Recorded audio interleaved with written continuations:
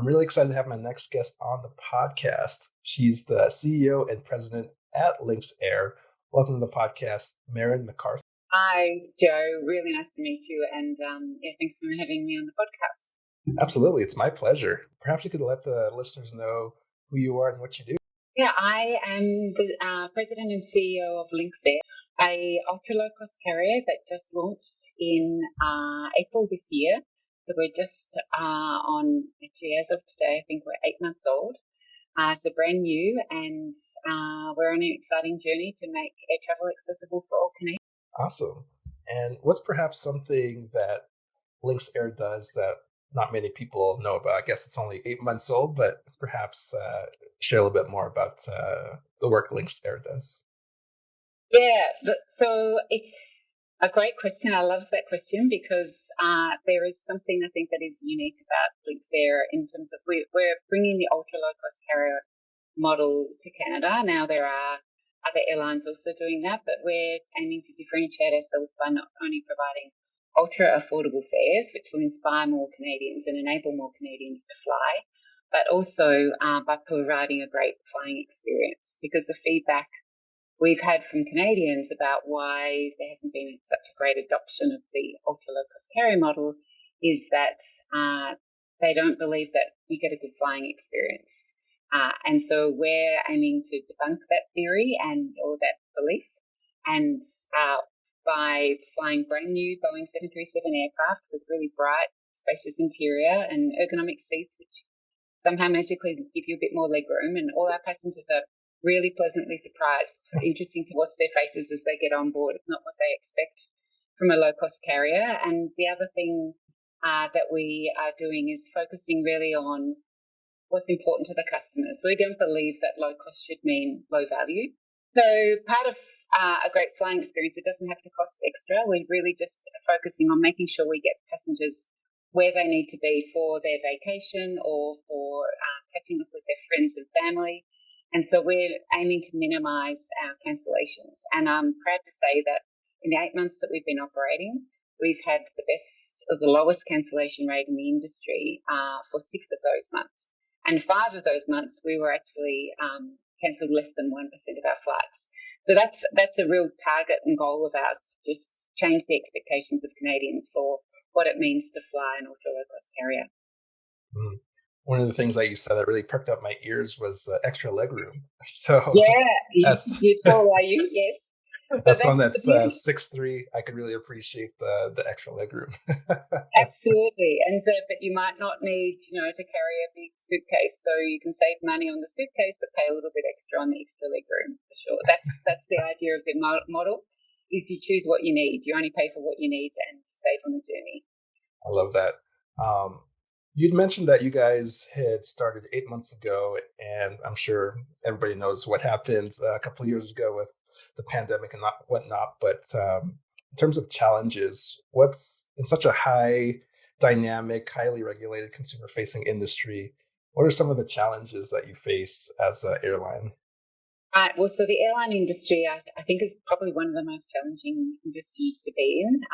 And it's actually what I love about it, because I love a challenge and I love trying to solve problems and get through the challenge. It's very satisfying when you do.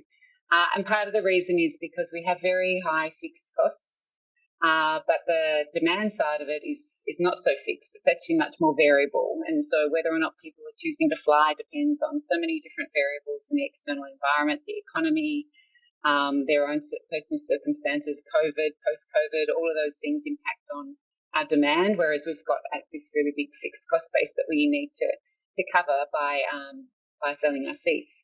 So it's and then we're exposed to high fuel prices, which is what we've currently got. We're exposed to the post-COVID environment where people were a little bit nervous to fly, and then all of a sudden they decided everybody wanted to fly at once, and that put a lot of pressure on the airline system. So there's been a lot of challenges this year. There's also labour shortages at the moment. A lot of people during COVID either decided to leave the industry or they retired. And so there's probably a pilot shortage looming at the moment. So all of those challenges. But we love a challenge in the aviation industry. It attracts people who like to be challenged and like to solve problems and find a way to get our customers from where they start to where they really want to be. Mm. I've read that you've had over 11 years of experience as a C-suite executive in the aviation sector, and you say you love a challenge. So I'm just curious, how do you build resilience in times of challenge as a leader? Yeah, it's a great question, and I have a bit of experience in it because I've just listed all the types of challenges that we're confronted by. And we had a challenge, actually, Lynx had a challenge. We've got the normal startup kind of teething problems, but we also were in the lead up to the summer, we were ramping up really nice and slowly so that we made sure that our operations were really humming along by the time summer came along, and we could fly the planes really, really hard and fly lots of passengers around Canada across the country in our planes and make a lot of money and become profitable. And then a couple of days before July, we found out that two of our aircraft were going to be delayed by over a month. So that threw us into quite a bit of chaos. And the airlines are such complicated things that when you have something as significant as that, like two aircraft less in your fleet, then it has a lot of flow on effects, and it's quite complicated to try and resolve it. So we were having daily meetings with the team. I was leading it. And I think that the thing with challenges and building resilience in a team to face the challenges is being really strong visible leadership, being involved. I was involved in the daily meetings, and I was really facilitating the discussion and the problem troubleshooting that was going on amongst the teams, so that to make sure that everybody's heard, everybody's idea was thought through, so we could make sure we got the best outcome for our passengers. And then I could then make a quick decision and we could move with it. So everything was about timing and collaboration and innovation and ideas. And then the other thing that's, I guess, most important is to give people a sense of optimism, because that went on for a whole month, and people were working day in, day out, really, really long hours. And so there does to get to be a sense of fatigue and a sense of, how long is this going to go on for? So I just had to continually remind people that this was a short-term problem, that the two planes were going to be coming in a few weeks, and we will get through this, and we'll look back on this, and it'll be part of our startup story. And we have got through it, and it is part of our startup story. And we all talk about July with both, some amusement and some frustration, but also actually a bit of nostalgia, because the team really came together beautifully. And I think we learned a lot in that short space of time about how we work and how we get things done in the airline. Well, I appreciate you sharing that story on the podcast. It sounds like you just really have to have that collaboration and that sense of optimism to really get through tough times. Inevitably, there's always going to be tough times, but it sounds like you Absolutely. guys get through.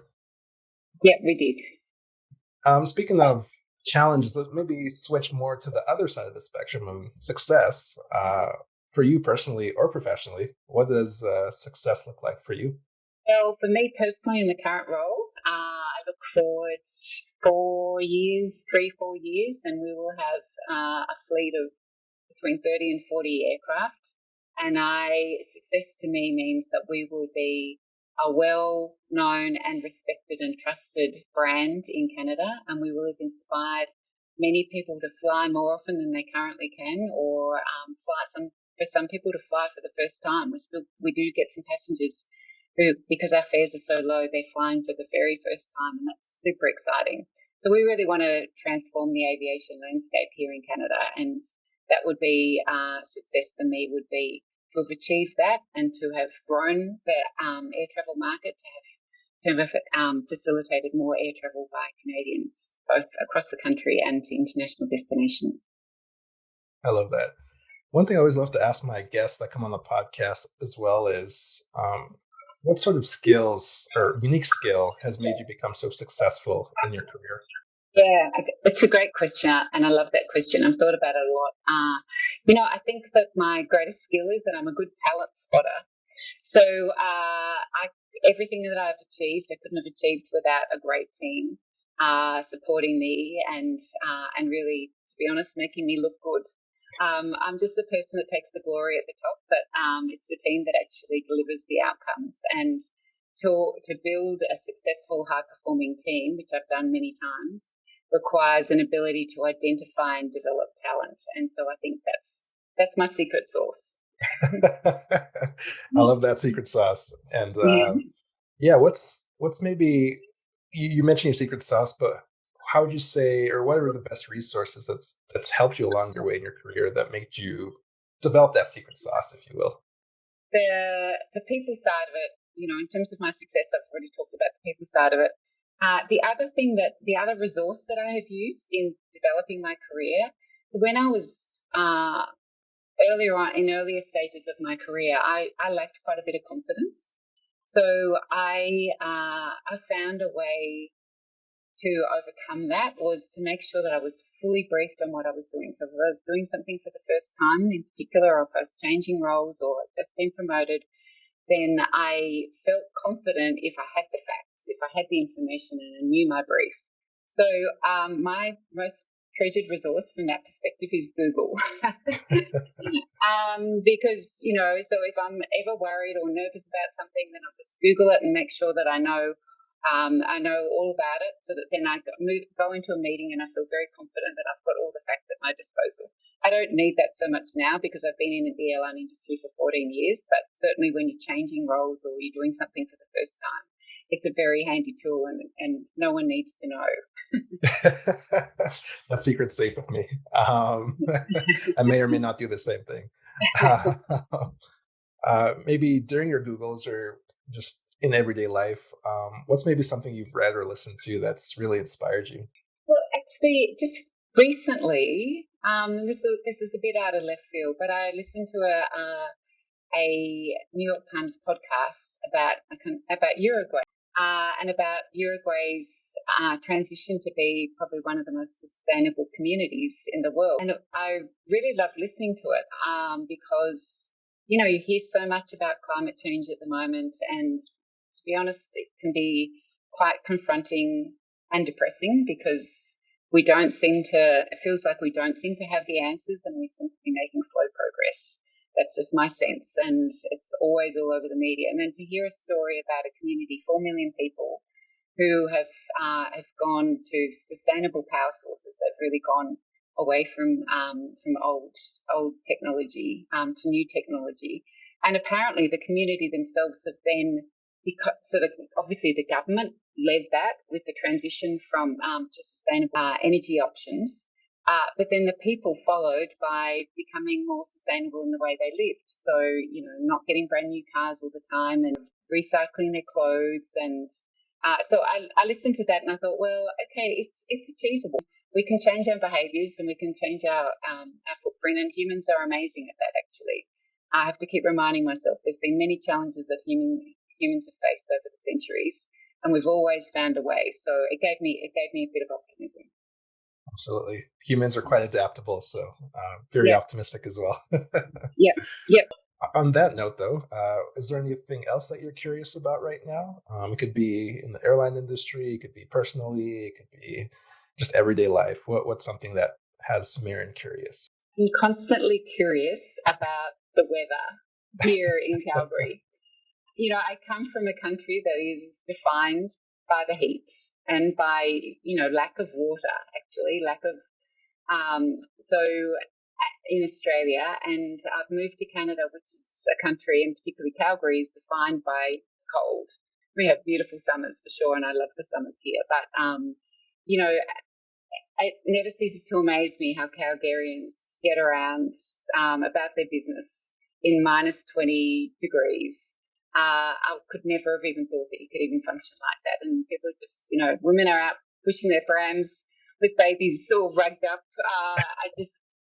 And it's a constant learning experience for me. I find it fascinating. And it's one of the good things about, I've always loved travel, and I've always liked particularly doing travel, working travel, where you can actually live in a community and get to know the ways in which people work and live, and the different culture, and it opens your eyes. So I find it really fascinating to see how Canadians have made a rather inhospitable environment very hospitable. Yeah, I'm always amazed when I see people with shorts and minus like 15, I, 10 to do yeah, that. well, women in stilettos walking on icy footpath. How do you Wow. do that? Yeah. I'm actually curious, kind of on this topic. You've mentioned you've traveled all around the world. You're in the airline industry, so I'm curious, what's maybe a place or city that you haven't been to yet that you'd love to go to? Wow. Well, there's so many actually. And when I was planning a career break just before COVID hit. And so my husband and I were trying to identify the cities that we really, really wanted to go to. And it was hard. There's a lot. I mean, the one city that I'm interested in going to is probably, so many, Budapest. It just sounds like such a fascinating city. It's in a part of Europe that I've never been to. Would really love to go there. I've heard such great things about it. There's a city in Canada that I haven't been to yet, which I'm really curious to go to, which is Quebec City. Again, I've heard great things about it, and I'm fascinated by Canada's multicultural history and bilingualism. So, and I studied French at school, so that's why it's interesting to me.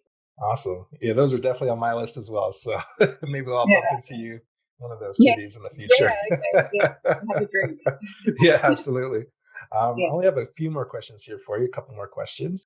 What's maybe one question that you never get asked that you wish you would be asked? When I take on speaking engagements now, I like to focus more on my disappointments and failures in my career.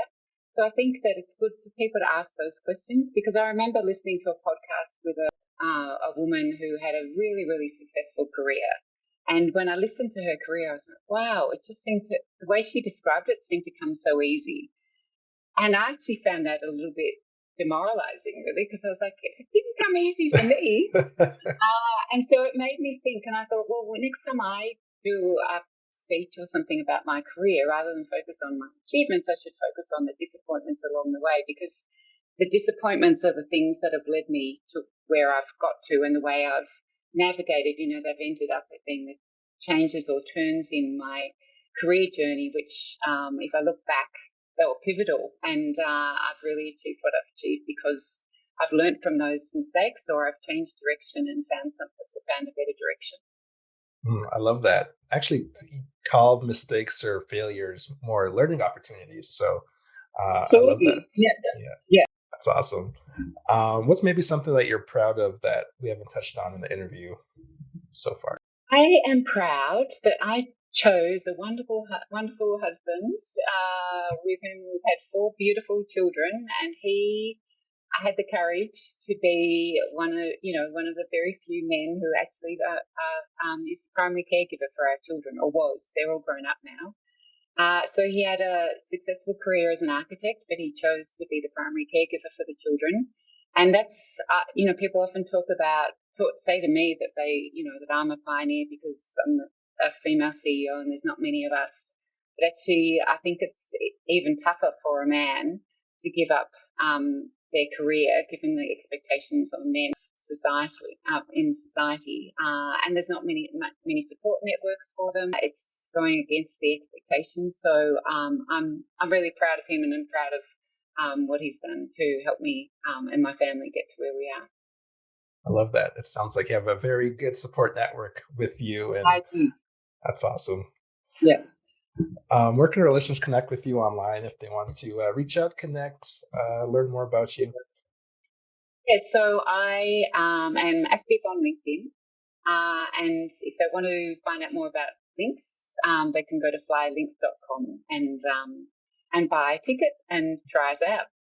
Absolutely. The holidays are coming, so guys, go reach out Yeah, or absolutely. We've got some good sales on right now. So yeah, get online. awesome. And I'd like to end the interview with one last question. So my last question to you, Merren, is what does being a leader or leadership mean to you? Yeah, that's a really interesting question. What does it mean to me? It means it gives me a huge amount of reward. And particularly the sort of stories that I was describing to you before.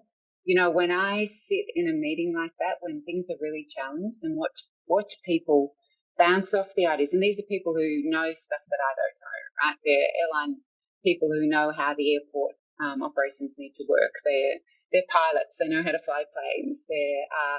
So there's so many technical aspects, and I sit there in a room and I don't know how to do any of that, but I watch these people and I just encourage them to speak up and share their ideas and watch the ideas bounce backwards and forwards until eventually a solution arises. So from a leadership, the most important thing about leadership to me is it's super rewarding to see people work together and be successful together, and how that makes them feel and how it makes me feel. Hi, I'm Merren McArthur, and you're listening to Joe Momoh Present.